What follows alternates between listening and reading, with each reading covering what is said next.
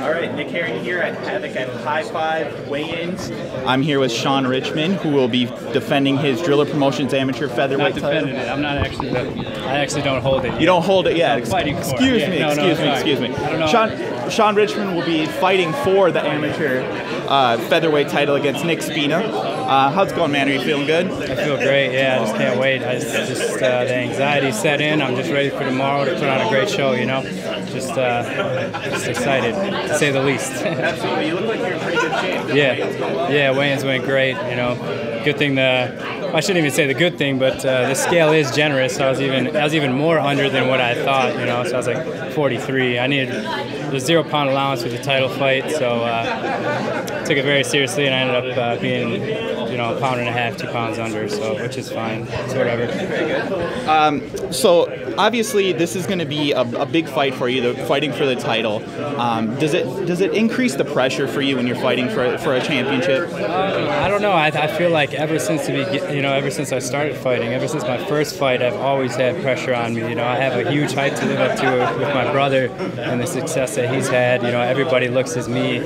You know, I'm supposed to be the next him. You know, I mean, even my first fight was a co-main event. You know, and so every fight I've had is always. I felt like the pressure is actually.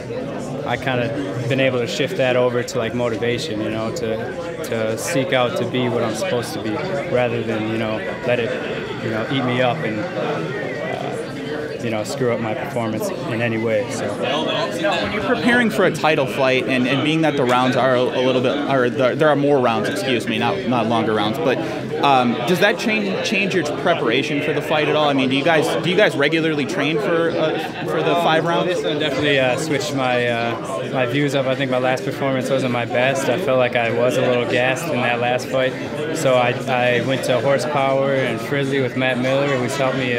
You know, a great amount with my conditioning and strength, you know, overall strength. So it's gonna show tomorrow night. You know, that I'm in phenomenal shape right now. Absolutely. Now, being that you've been very successful as an amateur, obviously you're gonna be fighting for the amateur title here. Are you planning on keeping in the amateur ranks for a few more fights? I just, yeah, for me, I think I might have at least just a few more, maybe like 1 or 2 more, just to get a good feeling out, you know, for the fight game, because it's. I just want to be comfortable in there, you know, not get too tightened up. I want to feel loose. I want to feel like I can see things coming, because, you know, first couple fights, things happen so fast. It's kind of hard to really reflect on them, even watching videos and whatever. So it's just I want to get that comfort level more established before I go pro. Okay, absolutely. Now, what do you know about Nick Spina and his fighting style? I don't know a whole lot about him. He's very experienced. He's 8-3-1, tough dude. Fights up north a lot from Superior, Wisconsin. Runs his own gym. I think he's more of a freestyle kind of fighter.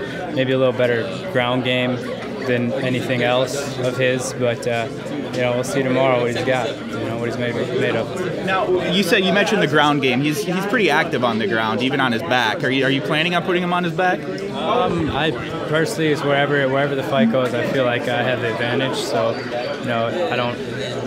Either way, I'd like to keep it standing, but either way, wherever it happens to go, I feel like I'll have the advantage. Great. Now, I want to get a prediction from you about tomorrow's fight. I know that's something that a lot of fighters don't like to do, but if things went perfectly the way that you would expect them to go, what would you say? I'd knock him out first.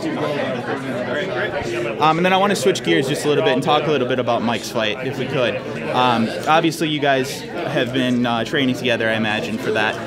When you watch him fight on TV, or when you watch him in those big performances, is that something that, do you get a different feeling in your stomach watching him than you do about when you fight? Without a doubt. I mean, both me and him have the same things. Like when he's in there fighting and I'm in this corner, like it's a nerve-wracking experience for me, to say the least. I mean, it's just like you want to be in there to help him, but knowing like his talent level is so great, I know he's comfortable with wherever it goes, and he's got excellent hand speed and excellent hands, which he's, you know, showed plenty of times. But it's nerve-wracking for me, and then when I'm in there, it's the same thing for him. He's like, you know, he gets so nerve-wracked when I'm in there, because it's like you feel helpless, but you try to, you know, stay in your lane and just stick to, you know, coaching him and doing whatever you can to help. So. All right, well, great. Thanks for the time, Sean. I really appreciate it. Sean Richman tomorrow night will be fighting Havoc at the High Five, and he'll be fighting for the amateur featherweight title.